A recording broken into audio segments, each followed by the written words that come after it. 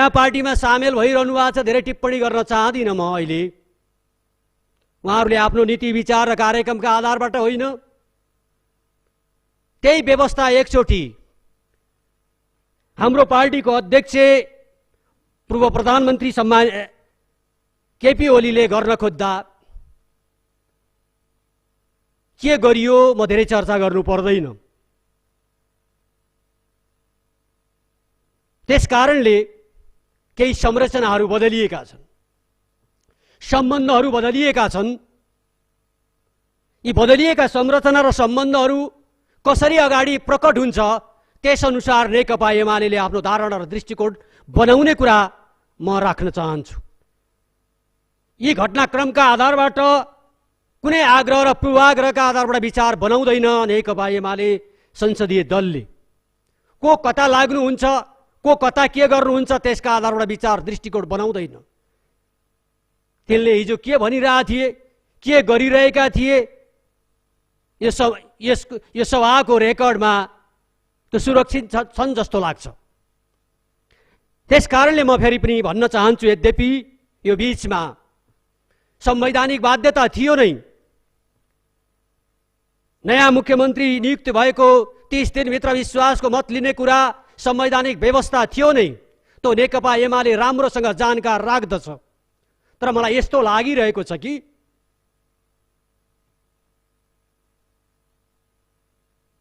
त्यो हाम्रो मामिला हो, कोसँग के सरोकारको विषय। सबैलाई थाहा थियो हाम्रो पूर्व निर्धारित कार्यक्रम थियो नेकपा एमालेको 10औं महाधिवेशन, पूर्व निर्धारित पूर्व प्रचारित थियो। त्यही भित्र संवैधानिक व्यवस्था अनुसार विश्वासको मत लिने कुरा पनि सम्बन्धीलाई जानकारी भएकै विषय हो भन्ने मलाई लाग्छ। म आज आफ्ना विचार राख्न चाहन्छु।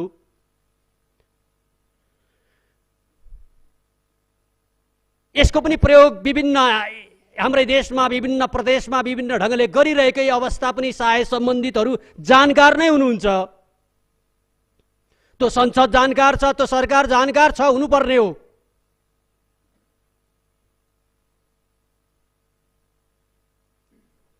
सामान्य परामर्श समेत नभएको अवस्थाबाट हामीले के देख्यौं त भने उहाँहरू बेरोकटोकका साथ आफ्नो बाटो हिँड्ने बाटैबाट हिँडिरहनु भएको छ। रोक्न त सकिँदैन, हामीले रोक्ने चेष्टा पनि गरिँदैन। तर यो संसदभित्रको प्रभावकारिता बिना संवाद बिना सल्लाह चलेर नै प्रभावकारिता हुन्छ भन्ने लागिरहेछ भने मेरो भन्नु केही छैन।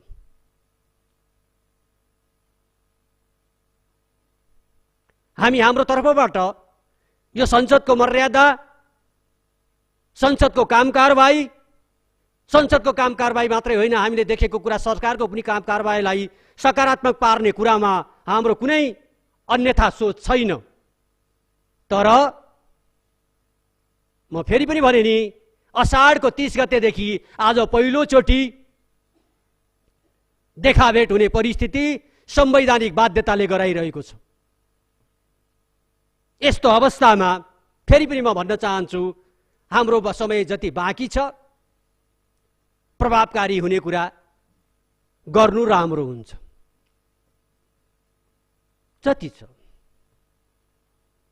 यद्यपि अब अहिले के राम्रो काम गर्ने के नराम्रो काम गर्ने कुरा आफ्नो ठाउँमा छ।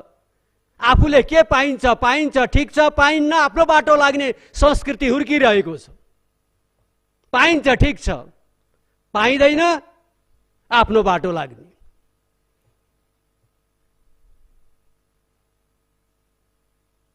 त्यो अवस्था र संख्या हुँदाहुँदै पनि त्यो बाटो पदमा नहिँडेको एउटा पात्र म तपाईहरुका बीचमा छु, यति भन्ने हक म राख्छु। संख्या र पद हुँदाहुँदै पनि यही बीचमा थुप्रै जनसरकारवालाहरूका कुरा उठे, सरकारमै रहेका मान्छेहरूका बारेमा पनि कुरा उठे। तर त्यो सरकारलाई ती कुराले छुदै छोएन। उल्टै सरकारका घोषित मान्छेहरूले त्यसको बचाउ गर्ने परिस्थिति निर्माण भयो।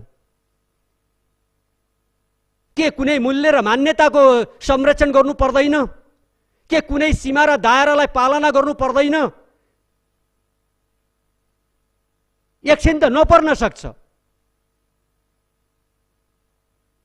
म अहिले के उठे म भन्न चाहन्न, तर मलाई संसद वा जनप्रतिनिधि सरकार सबैलाई निर्लज्जित पार्ने कतिपय घटना र कतिपय चर्चाहरू र वातावरण बन्दा त्यसलाई हतोत्साहित गर्ने कुरा होइन, त्यसलाई उत्साहित गर्ने गरी कतिपय विगतमा आफूलाई बहादुरीका साथ लडिरहेको त्यो क्षेत्रको त्यो लिङ्ग र त्यो जातको निम्ति लडिरहेकाहरूले पनि सगौरव रक्षाका निम्ति आफूलाई तयार पार्ने परिस्थिति निर्माण भयो। यस्तो अवस्थामा आज हामी नवौं अधिवेशनको शुभारम्भको दिनमा उपस्थित छौं। म दलको तर्फबाट आफ्ना केही धारणा राखिरहेको छु। हामीले विगतका 3 जति वर्ष थिए सबै मिल्दा मिल्दै त हामीले काम गर्न सकेनौं। एक समय यस्तो थियो संसदभित्र के सत्ता पक्ष के प्रतिपक्ष नचिनिने गरी एउटै थियो, त्यस्तो बेला त काम गर्न सकेनौं, काम भएन। आज मुलुक अभिलेखमा त धेरै पार्टी छन्, अभिलेखमा म नजरअन्दाज गर्न चाहन्न, व्यवहारमा जम्मा 2टा पार्टी छन्, एउटा नेकपा एमाले, एउटा गठबन्धन नाम गरेको अर्को पार्टी। यद्यपि अभिलेखमा धेरै छन्।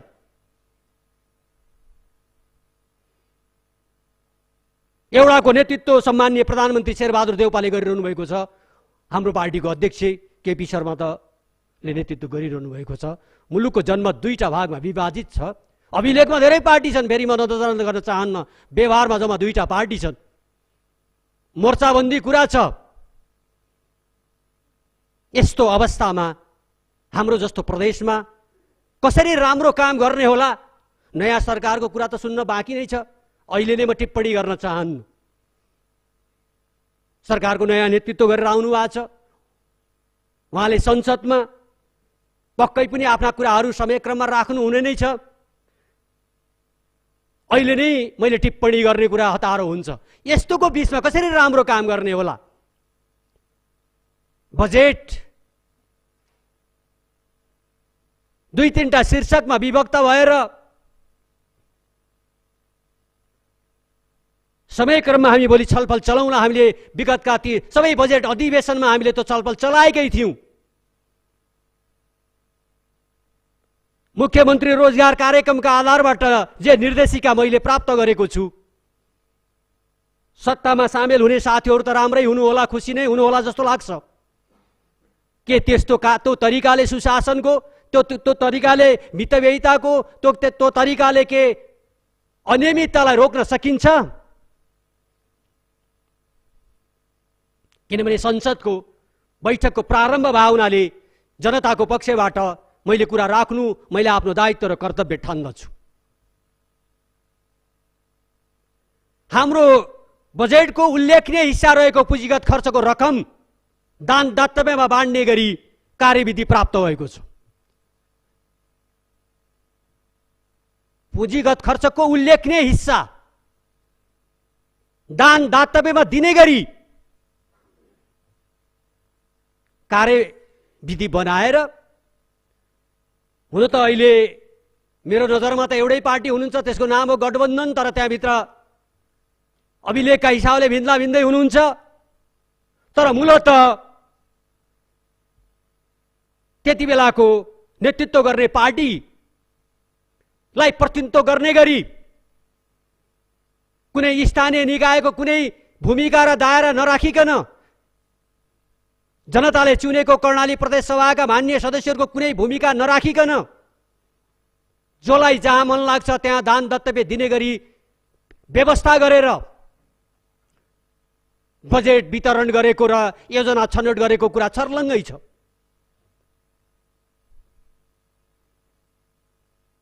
म त्यतापट्टि सरकारको गम्भीरतापूर्वक ध्यानाकर्षण गराउन चाहन्छु। यस्तै कुरा समर्थन गर्दै अहिलेको पनि सरकार गइरहने कुरा रहेछ भन्ने कुरा थाहा पाए भने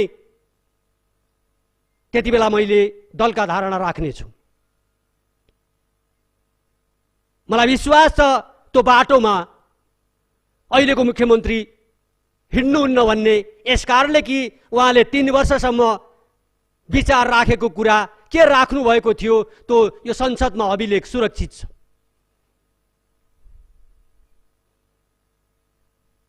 के राखेको थियो, के राख्नु भएको थियो, के छ त्यो सुरक्षित छ। त्यसका आधारबाट मैले विश्वास व्यक्त गर्न चाहन्छु कि त्यो पथ, त्यो बाटो उहाँले अवलम्बन गर्नुहुन्न। बिग्रिसकेको कुरा त बिग्रिसक्यो, तर बाँकी कुरा सुधार्ने कुरामा उहाँले अगाडि बढ्ने कुरा गर्दा उहाँको कुरा हो। त्यस्तै अर्को निकै विवाद र छलफलका पछि पूर्वाधार विशेष कार्यक्रम बनाइयो।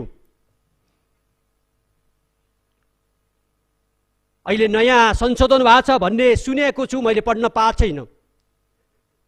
तर पुरानो कुराका आधारबाट हेर्ने हो भने विवादित हुने सांसद, जनप्रतिनिधि, कार्यविधि मुख्यमन्त्री केन्द्रित, उस्तै परे 24 निर्वाचन क्षेत्रको नेता कोही हो भने त्यो मुख्यमन्त्री हुने गरी कार्यविधि बनाएको अवस्थाको कार्यविधि मैले पढेको।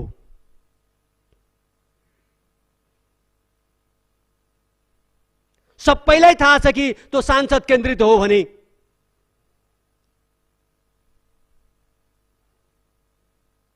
त्यसकारणले म यसमा पनि यति मात्रै, यद्यपि अहिले संशोधन भएको वा गर्ने अरे भन्ने सुनिरहेको छु, म यसमा पनि उहाँको गम्भीरतापूर्वक ध्यान आकर्षण गराउन चाहन्छु। सरकारी दायित्व निर्माण भइसकेपछि बजेट निर्माण गर्दा त्यो दायित्वको रकम त्यो बजेटमा उल्लेख गर्नुपर्ने त्यो सरकारको र दायित्वको कर्तव्य हो। तर आफ्नो गल्ती कमजोरी छोप्नका निम्ति अहिले विनियोजन गरेको बजेटबाट कटौती गर्ने गरी जे व्यवस्था गरिया छ त्यसमा सरकारले गम्भीरतापूर्वक ध्यान दिन जरुरी छ। तेस्रो कुरा, हाम्रो यो अधिवेशनमा डल्लो बजेट वा एकमुष्ट बजेट भनेर चर्चा निकै पाएको एउटा शब्द हो।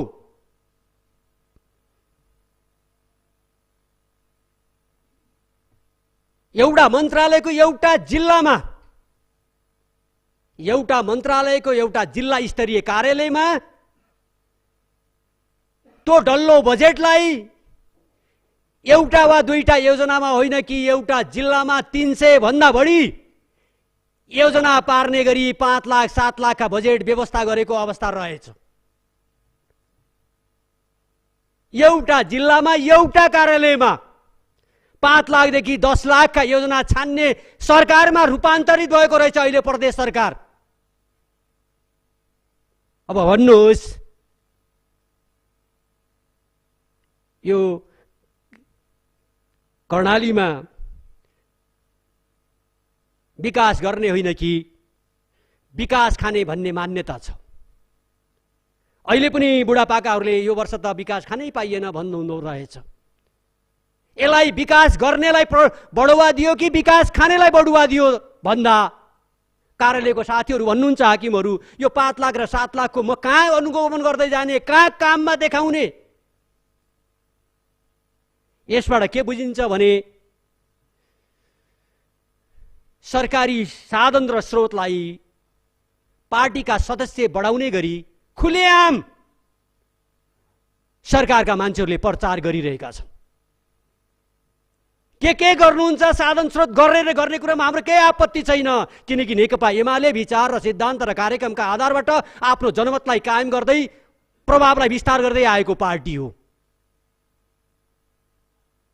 आज राज्यको ढुकुटी प्रयोग गरेर सरकारको तहबाट 5 लाख र 7 लाखका योजनाहरू एक होइन 300 एउटा कार्यालयमा एउटा जिल्लामा दिँदा प्रदेशभरिका योजनाको संख्या गर्ने हो भने त हजारौंमा पुग्दो रहेछ।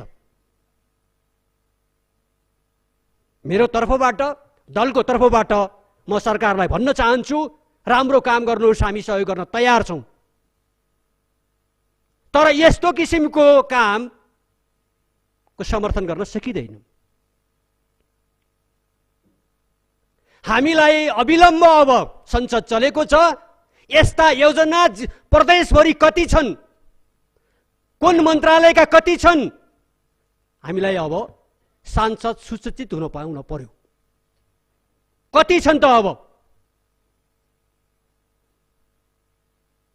मैले भने म अस्ति मात्रै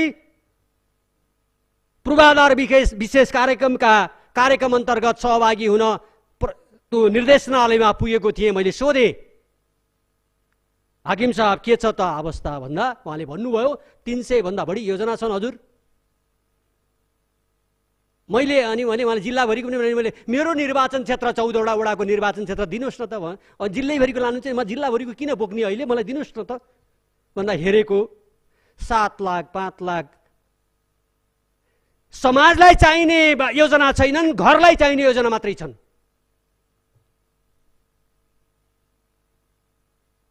भन्नुहोस्, समाजलाई चाहिने भनेको साझा हुन्छन्, अलि ठुला हुन्छन्, घरलाई चाहिने भनेको आफ्नो घरको अगाडिको आँगन। अहिले पूर्वाधार मन्त्रालय पनि माननीय मुख्यमन्त्रीले सम्हालिरहनु भएको छ। मैले दृष्टान्त पेश गरेँ अन्त्य होइन, मेरो निर्वाचन क्षेत्रमा तोकिएका योजनाहरू मैले हेरेँ, 5 लाख र 7 लाखका छन्। ती समाजलाई चाहिने साझा योजना छैनन्, आफ्ना घरमा जाने योजना छन्। के कर्णाली प्रदेशको आवश्यकता यही हो? यही हो प्राथमिकता?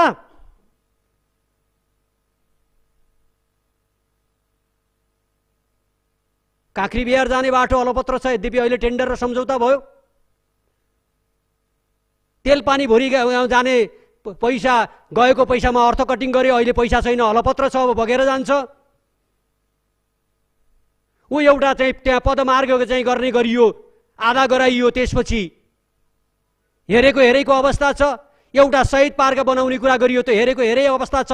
वा नियमित गर्नै पर्ने बजेट कटौती, योजनामा बजेट कटौती छ, भरण पोषणका बजेटहरूमा रकम विनियोजन गरिएको अवस्था छ। अब भन्नुहोस्, केलाई समर्थन गर्ने? सरकार कुन बाटो हिँड्ने?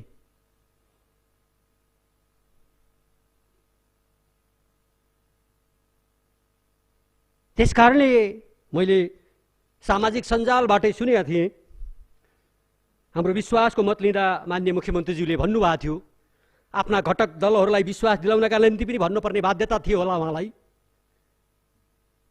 यो हिजोकै निरन्तरता हो। हिजोकै निरन्तरता भन्दा यही पनि निरन्तरता हो।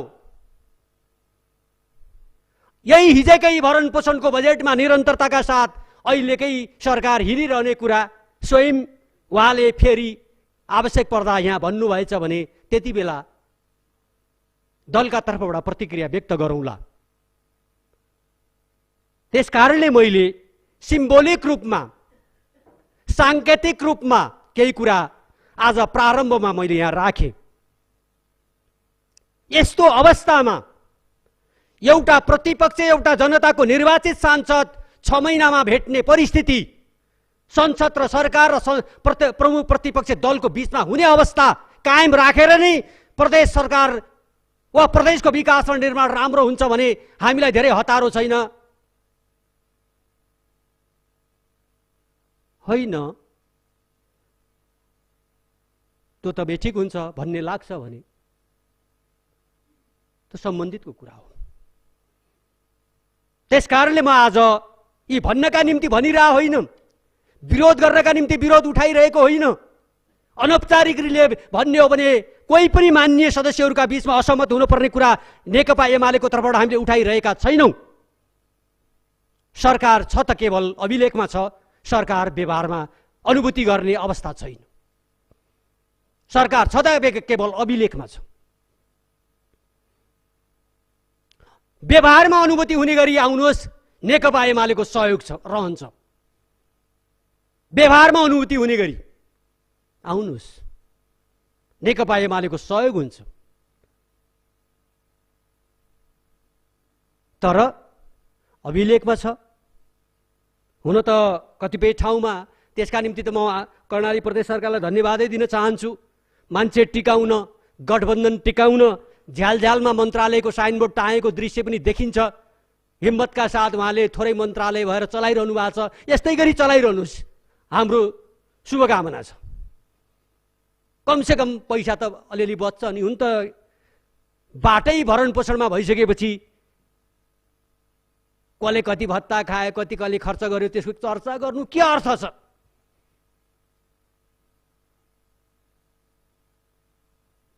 राज्यको साधन स्रोत र संरचनाको दुरुपयोग गरेर गठबन्धन टिकाउने बाटोमा हिँडेपछि अरूको अपेक्षा गर्नु त जरुरी छैन। तर एउटा सम्मानित सभामा जिम्मेवारी बोधका साथ आफ्नो तर्फबाट सुझाव राख्नु मैले आफ्नो कर्तव्य ठान्दछु।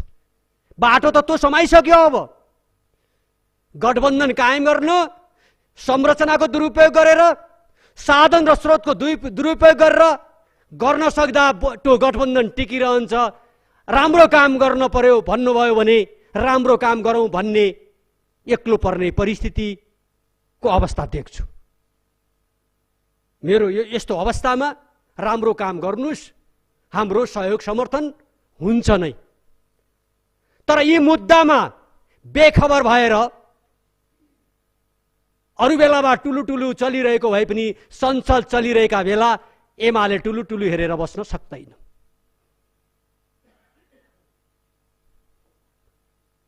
किनकि त्यहाँ जे गरे पनि हुने मानसिकता र संस्कृतिमा हुर्किएकाहरूलाई धेरै कुरा भन्नु केही अर्थै छैन। तर नयाँ मुख्यमन्त्रीजी आउनु भएको छ, कार्यकाल केही बिताइसक्नु भएको छ। संजोगले एउटा सार्वजनिक कार्यक्रममा देखाभेट भएको थियो आम्ने सामने।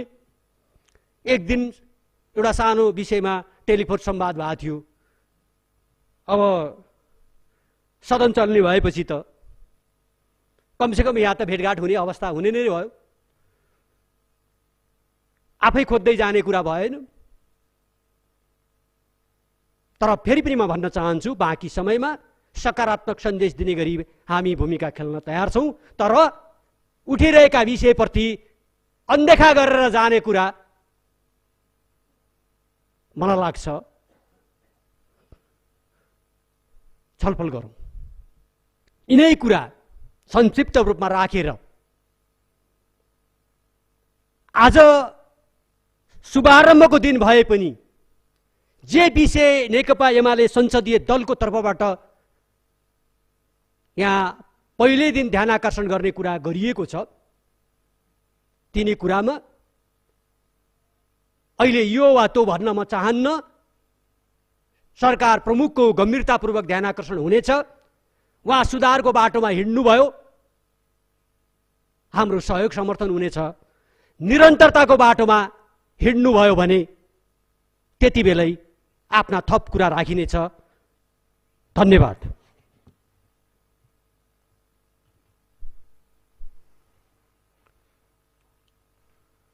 और माननीय श्री देवी ओली, समय 7 मिनट।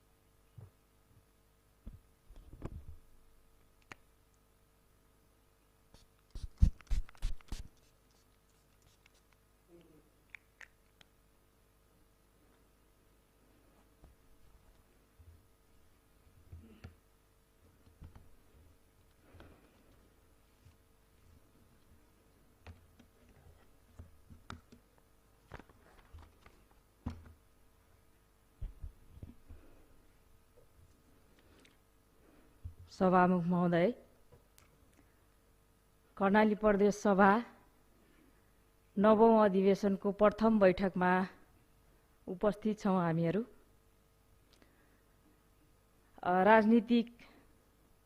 राष्ट्रिय राजनीतिमा धेरै फेरबदल आएको कुरा सबैका सामु जगजाहेरै छ। लामो समय नेपालमा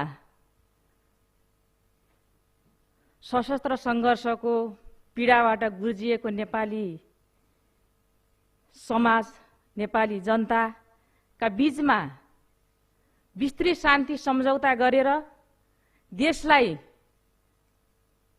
एउटा शान्तिपूर्ण वातावरणमा लिनको निम्ति 2063 मङ्सिर 5 गते त्यसैको जगमा बसेर संविधान सभा, लोकतान्त्रिक गणतन्त्र, संघीयता निर्माणको निम्ति नेपालका राजनीतिक दलहरूले खेलेको भूमिका स्मरण गर्दै त्यो कालखण्डमा जुन प्रकारका संघीयता र लोकतन्त्र, संघीय लोकतान्त्रिक गणतन्त्रको संस्थागत विकासका निम्ति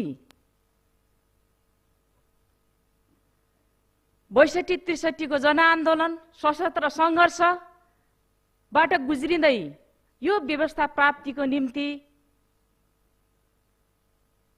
नेपाली जनताले गरेको बलिदानी, त्यो कुर्बानी आज पनि जिउँदो शहीदको रूपमा बाँचिरहनुभएका घाइते अपाङ्गहरूको आत्मालाई साक्षी राख्ने हो भने संसदको कार्यकालको समीक्षात्मक गर्ने घडी हामी 4 वर्षमा पुगिरहेका छौं।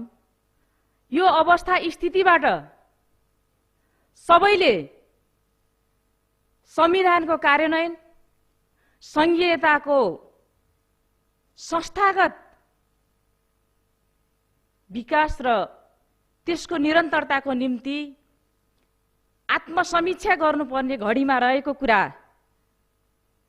म यहाँ स्मरण गराउन चाहन्छु।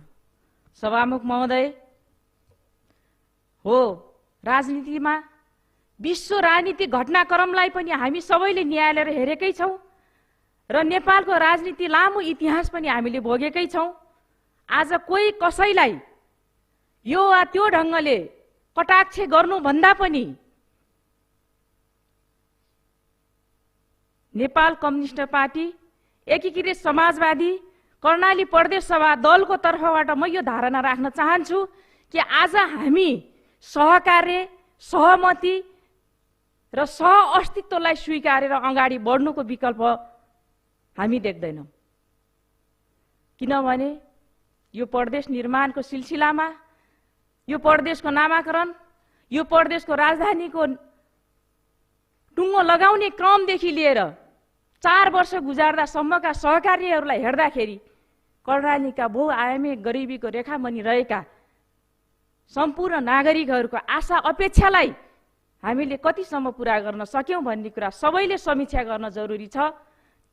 त्यसकारण पनि हामीले विगतको समीक्षाबाट बाँकी रहेका दिनहरूमा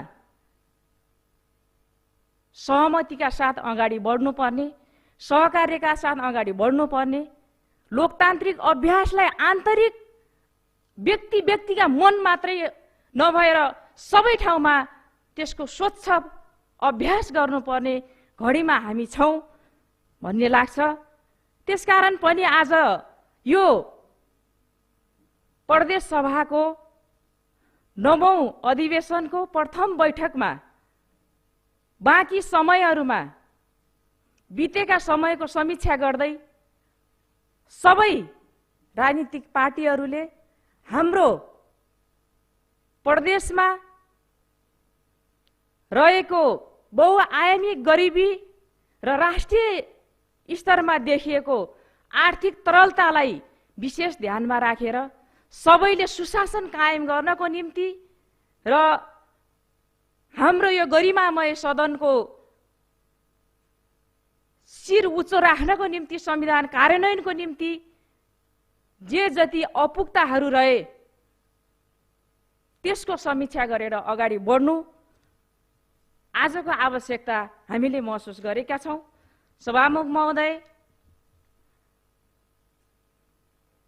यहाँ सहमतिका आधारमा हिजोका कार्यक्रमहरू अगाडि बढ्ने सिलसिलामा कर्णालीका नागरिकहरूको प्रति व्यक्ति आय बढाउनको निम्ति हामीले सुरुवात कसरी गर्यौं र आज कुन ठाउँसम्म आएका छौं, बाँकी दिनमा हामी कहाँ पुग्ने भन्ने कुरा सरकारको तर्फबाट सरकारले गर्छ, संसदको तर्फबाट पनि त्यो कुराको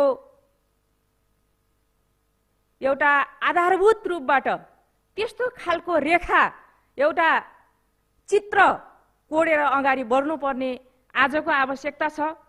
सभामुख महोदय, प्रदेश सभाको गरिमा, प्रदेश सभाको संस्थागत प्रणालीगत संरचनागत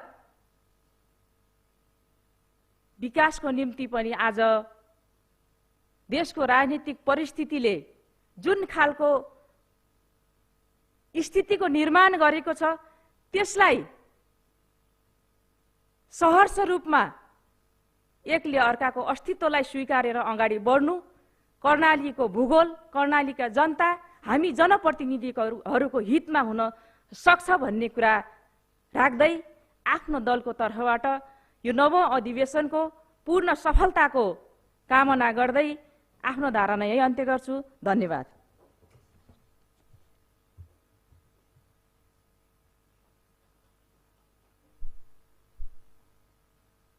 माननीय श्री ठम्बर बहादुर विष्ट, समय 7 मिनट।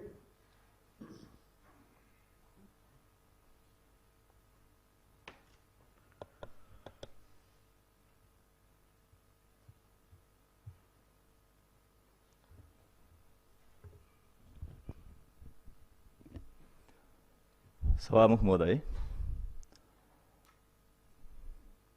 सर्वप्रथम यो नवौं अधिवेशनको प्रथम बैठक अगाडि बढिरहेको छ। यस सन्दर्भमा हामी एउटा महत्त्वपूर्ण घडीमा यहाँ उपस्थित भएको अवस्था छ र सभामुख महोदय, हामीले झन्डै हाम्रो आयुको 5 वर्षको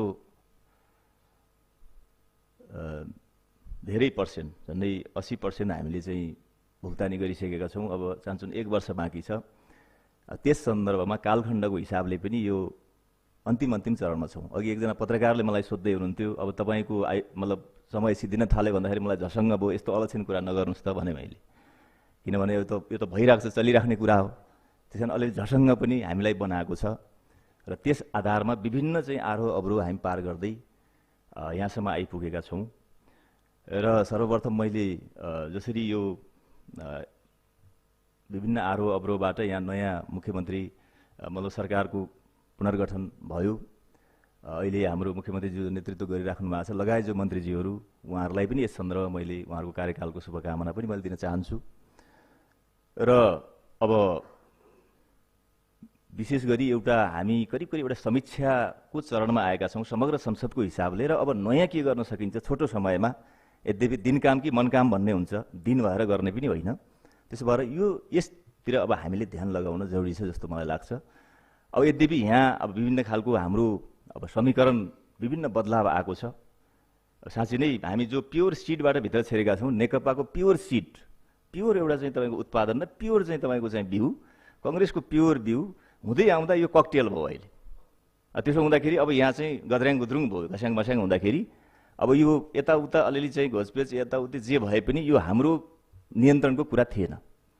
यो किसिमले तपाईँको हाम्रो नियन्त्रणभन्दा बाहिरको कुराहरू थियो। यद्यपि त्यो हुनु दुःखद कुरा हो, किनकि त्यही बाहिर चुनावमा र यही संसदमा छिरिसकेपछि पनि नेकपाबाट अब हामी कायापलट गर्छौँ र प्रदेशमा, यो देशमा र जनताको हकितमा भन्ने नै हाम्रो थियो। अब यो कुरामा कुनै पार्टी विशेष भन्दा पनि स्थिति नियन्त्रण बाहिर गएर अहिले यहाँ स्थितिसम्म आउँदा यो कुरालाई नै हामीले यथार्थ रूपमा स्वीकार्नु अहिलेको बाध्यता हो या अथवा यथार्थ हो भन्ने मलाई लाग्छ। त्यसो भए हुनाले अब अर्कोतिर हामी अलिकति प्रेसरमा छौँ, किनकि अब यो कुनै सत्तापक्ष प्रतिपक्ष या गठबन्धन भन्दा पनि सडकमा आज हिजो हामीले जसरी गणतन्त्र र संघीयताको लागि 17-18 हजार शहीदहरूले रगत बगाएर जसरी स्थापना भयो, जनयुद्धको जगमा जनआन्दोलनको चाहिँ बलबाट जसरी स्थापना भयो, आज हिजो जनताले तिरस्कृत गरेका भग्नाशेषमा फालिएका आज चाहिँ त्यस्ता शक्तिहरूलाई ल्याएर विभिन्न खालका चाहिँ त्यस्ता शक्तिहरू चाहिँ आज जागिरहेका छन् र गणतन्त्र र संहितामाथि धावा बोलिरहेको अवस्था छ। र अब यो व्यवस्थामाथि नै हामीले चाहिँ ठिक ढङ्गले सबै हामी चाहिँ यो संविधानमा विश्वास गर्ने र यो प्रणालीमा विश्वास गर्ने शक्तिहरू हामी ठिक ढङ्गले अगाडि बढेनौँ भने के प्रतिपक्ष के सत्तापक्ष हिस्साबुरी हरियादाँत हुनेवाला स्थिति छ। त्यस कारणले गर्दा पनि यसतर्फ अब हामी कमसेकम थोरै हाम्रो समय भए पनि अलिकति चाहिँ हामीले सबै गम्भीर भएर त्यतातिर जानुपर्छ भन्ने मलाई लाग्छ। र अब यस सन्दर्भमा अलिकति माहौल पनि एउटा चाहिँ जटिल स्थिति छ। ओम्निकरणको नयाँ डेल्टा भाइरस आएको छ, धेरै अस्पतालहरूमा बिरामीहरू हुनुहुन्छ, मृत्युको दर पनि बढेको छ। यस सन्दर्भमा पनि हाम्रो पार्टीको तर्फबाट व्यक्तिगत तर्फबाट पनि मैले उहाँहरूलाई त्यो स्वास्थ्यको शुभकामना र उहाँहरूको छिटै सुस्वास्थ्यको कामना पनि मैले गर्न चाहन्छु। र एक दुईवटा कुरा अब यहाँ मैले राख्दाखेरि खास गरी सरकारलाई अलिकति बल नै पुगोस् भन्ने हिसाबले रचनात्मक ढङ्गले यहाँ कुरा राख्दा अब अहिले एउटा प्रश्न चाहिँ हाम्रो चाहिँ सरकारमाथि या यो गठबन्धनमाथि एउटा केन्द्रीय प्रश्न चाहिँ के चाहिँ तेर्सिएको छ भने अब सरकारको विस्तारको कुराहरू किन रोकियो भन्ने कुरा पनि तेर्सिएको छ। त्यस सन्दर्भमा 3 महिना हामीले व्यतीत गरिसकेका छौँ। हुन त हाम्रो प्रदेश यस्तो हो कि हामी कतिपय कीर्तिमानी पनि हामी गरेका छौँ, किनकि नाम राख्ने न्वारान गर्नेमा हामीले कीर्तिमानी गऱ्यौँ, विभिन्न चाहिँ लोकतन्त्रका नमुनामा पनि हामीले कीर्तिमानी नै गऱ्यौँ। यहाँ अब 3-3 महिना पार हुँदैछ, यो पनि करिब कीर्तिमानी भयो हाम्रो। त्यसले गर्दाखेरि सायद अरू प्रदेशमा यो 3-3 महिना तपाईँको 3 जनाले चलाएको छैन, यो गिनिज बुकमै लेख्ने खालको भयो।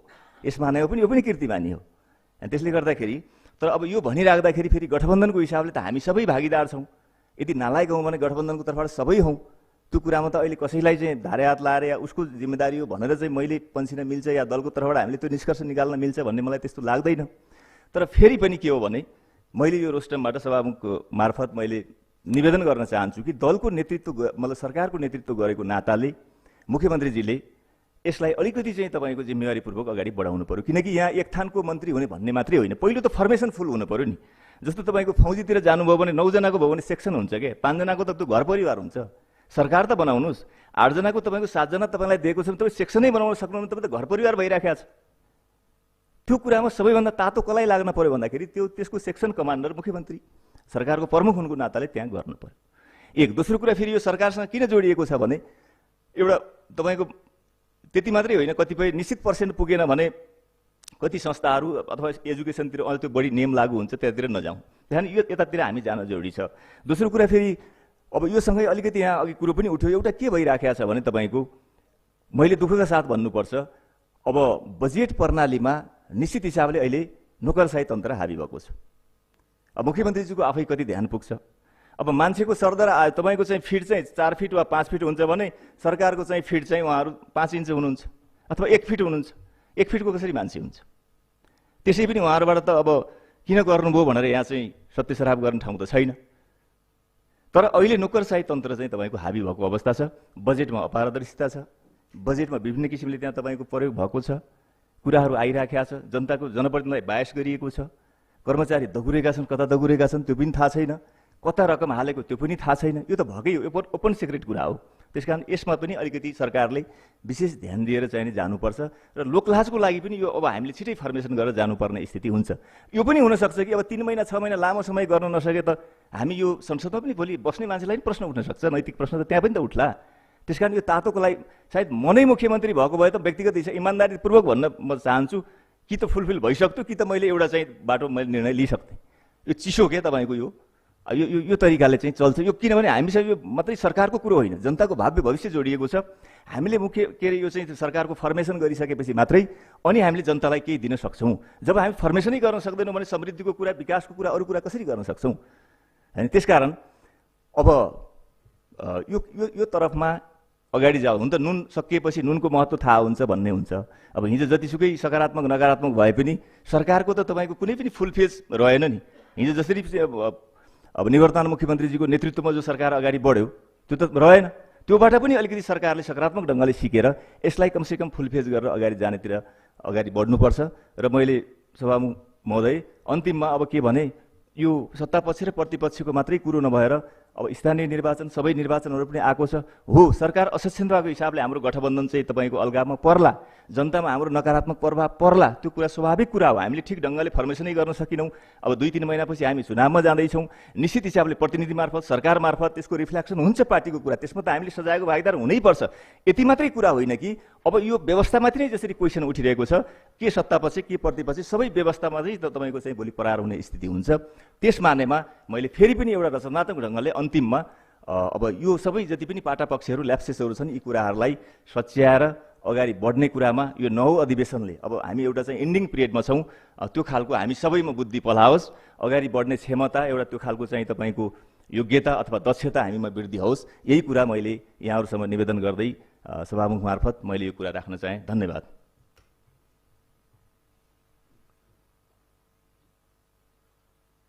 मान्य श्री यज्ञबहादुर विशी।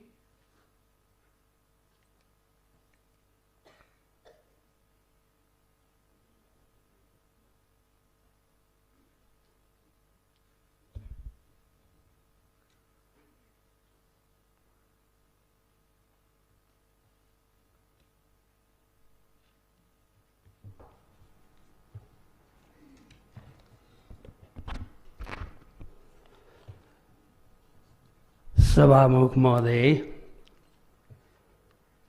9 अधिवेशनको पहिलो बैठकमा नेपाली कांग्रेस कर्णाली प्रदेश संसदीय दलको तर्फबाट पार्टीका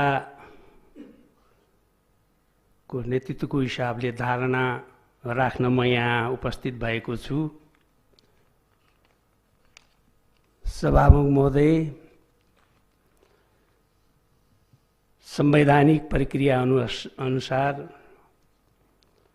कर्णाली प्रदेश सभाको 9 अधिवेशनको प्रथम बैठक शुभारम्भ भएको छ। सर्वप्रथम 9 बैठकको पूर्ण सफलताको संसदीय दल नेपाली कांग्रेसको तर्फबाट सफलताको शुभकामना व्यक्त गर्न चाहन्छु। सभामुख महोदय, जब संघीय लोकतान्त्रिक गणतन्त्रात्मक संसदीय पद्धति को शुरुआत पछि कर्णाली प्रदेश को लगभग 4औं वर्षको पीरियड पार गर्दै गर्दा कर्णाली प्रदेश सरकार एवं गरिमामय सदन यहाँ यो अवस्था को जुन अब 5औं वर्ष लगभग 4 वर्ष को अवधि नागेर अब 5औं वर्षमा सुरु गरिएको अवस्था छ। सभामुख महोदय, यस सिलसिलामा कर्णाली प्रदेशका सम्पूर्ण जनताहरूको हगित र कर्णालीलाई हरेक दृष्टिकोणले अगाडि बढाउनका लागि कर्णाली प्रदेश सांसदीय सभा एवं सरकार यो 4 वर्षको पिरियडमा जुन कार्यान्वयनको पक्षमा अगाडि बढ्यो, जे जति गर्नुपर्ने प्रक्रिया हो कर्णाली प्रदेश का जनतालाई विकास निर्माणका कामदेखि सुशासन मितव्ययिता को सन्दर्भमा विगतका दिनहरूमा जे जसरी कर्णाली प्रदेश सभा जुन सदन सौहार्दपूर्ण तरिकाले अगाडि बढ्यो, त्यो बेलाको अवस्थामा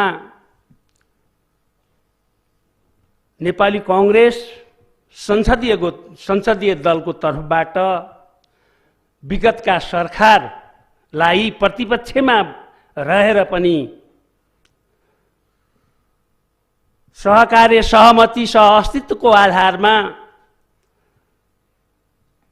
कर्णाली प्रदेश सरकारका रचनात्मक क्रियाकलापहरूमा सहयोग गर्दै साझा सहमतिको बिन्दुमा पुगेको कुरा जगजाहेर छ। सभामुख महोदय, राजनीतिक घटना प्रक्रियापछि यो मुलुकको राजनीतिक विषम परिस्थितिमा नेपाली कांग्रेस को नेतृत्वमा 3 दलीय सरकारको गठनको प्रक्रिया अगाडि बढ्यो। म सर्वप्रथम 3 दलले सरकार नवगठित सरकारलाई नेपाली कांग्रेस संसदीय दलको तर्फबाट बधाई एवं कार्यकाल पूर्ण सफलताको शुभकामना व्यक्त गर्न चाहन्छु। सभामुख महोदय, आज जब हाम्रो मुलुकमा संघीय लोकतान्त्रिक गणतन्त्रको स्थापना पछि यस गरिमामय सदनबाट लोकतान्त्रिक पद्धतिको मूल्य र मान्यतालाई आत्मसात गरेर जसरी सदन अगाडि बढिरहेको छ, अबका आउने बाँकी दिनहरूमा पनि साझा सहमतिको आधारमा प्रमुख प्रतिपक्ष दललाई आत्मसात गरेर विगतका सरकारका राम्रा कामहरूको निरन्तरता दिँदै कमी कमजोरीहरूलाई सच्याउँदै सभामुखज्यू मार्फत सरकारको ध्यान आकर्षण गराउन चाहन्छु र यसको साथै नेपाली कांग्रेस संसदीय दलीय दलको तर्फबाट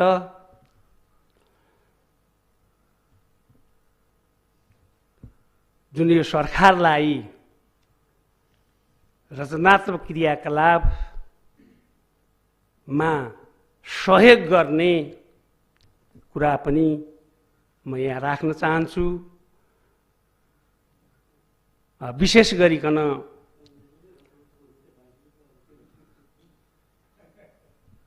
प्रतिपक्ष प्रमुख दललाई पनि सत्ता पक्षले ससम्मानका साथमा लिएर कर्णालीलाई समृद्धिका लागि यो सरकार अगाडि बढोस् भन्ने शुभकामनाका साथ नेपाली कांग्रेस संसदीय दलको तर्फबाट आफ्ना कुराहरू यहाँ राख्दै यही अन्त्य गर्दछु। धन्यवाद। जय नेपाल।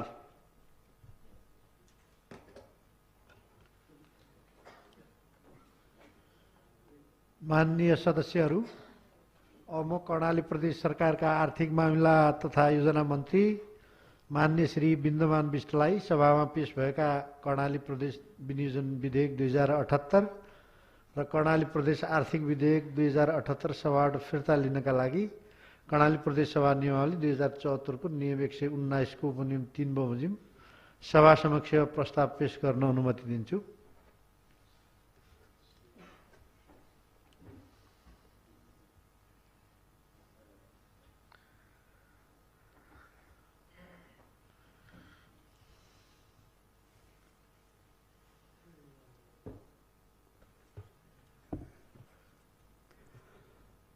माननीय सभामुखज्यूको अनुमतिले कर्णाली प्रदेश सरकारका तर्फबाट सभामा टेबल भएका कर्णाली प्रदेश विनियोजन विधेयक 2078 र कर्णाली प्रदेश आर्थिक विधेयक 2078 सभाबाट फिर्ता लिनको लागि कर्णाली प्रदेश सभा नियमावली 2074 को नियम 119 को उपनियम 3 बमोजिम सभा समक्ष प्रस्ताव पेश गर्दछु। धन्यवाद।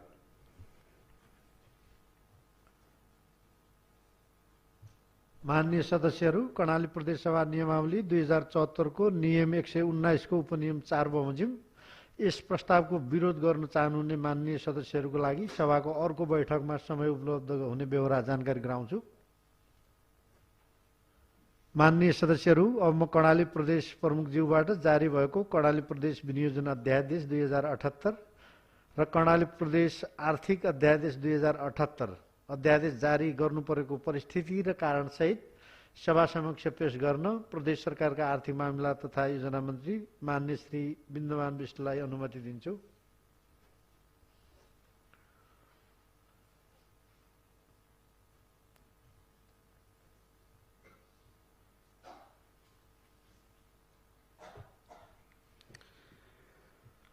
माननीय सभामुखज्यूको अनुमतिले प्रदेश सभाको अधिवेशन चालू नभएको अवस्थामा कर्णाली प्रदेश प्रमुखज्यूबाट प्रदेश सरकारको नियमित कार्यहरू सञ्चालन गर्नको लागि कर्णाली प्रदेश विनियोजन अध्यादेश 2078 र कर्णाली प्रदेश आर्थिक अध्यादेश 2078 जारी गर्न अत्यावश्यक भएकोले सो बमोजिम गरी प्रदेश सभा नियमावली 2074 को नियम 93 बमोजिम उक्त अध्यादेश सभा समक्ष पेश गर्दछु। धन्यवाद।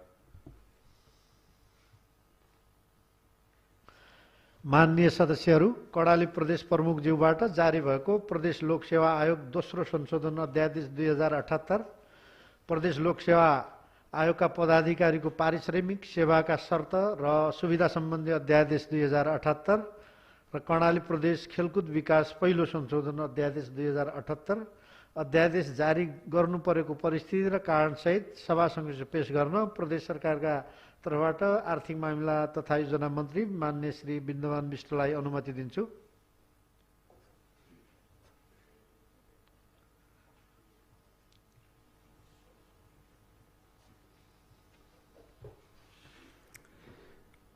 माननीय सभामुखज्यूको अनुमतिले प्रदेश सभाको अधिवेशन चालू नभएको अवस्थामा कर्णाली प्रदेश प्रमुखज्यूबाट प्रदेश सरकारको नियमित कार्यहरू सञ्चालन गर्नको लागि प्रदेश लोकसेवा आयोग दोस्रो संशोधन अध्यादेश 2078 प्रदेश लोकसेवा आयोगका पदाधिकारीको पारिश्रमिक सेवाका शर्त र सुविधा सम्बन्धी अध्यादेश 2078 र कर्णाली प्रदेश खेलकुद विकास पहिलो संशोधन अध्यादेश 2078 जारी गर्न अत्यावश्यक भएकोले सो बमोजिम गरी प्रदेश सभा नियमावली 2074 को नियम 93 बमोजिम उक्त अध्यादेश सभा समक्ष पेश गर्दछु। धन्यवाद।